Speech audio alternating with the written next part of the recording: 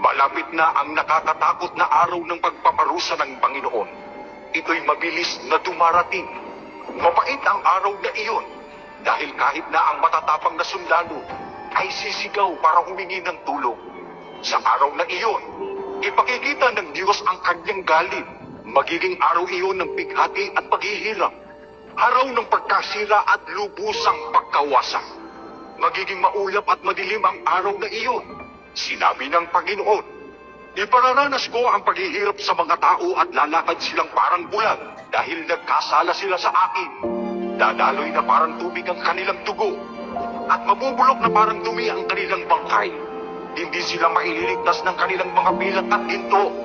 Sa araw na ipakikita ko ang aking galit na parang apoy na tutupok sa buong mundo, sapagkat bigla kong lilipulin ang lahat ng naninirahan sa lupa.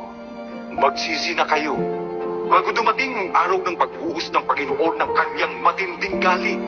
Kayo namang mga mapagpakumbaba at sumusunod sa mga utos ng Panginoon, lumapit kayo sa Kanya. Magpatuloy kayong gumawa ng matuwid at magpakumbaba. Baka sakaling ingatan kayo ng Panginoon sa araw na ibuhos niya ang kanyang galit. Ang palatandaan mula sa langit. Sinabi pa ni Jesus sa kanila, magdidigmaan ang mga bansa at mga kaharian.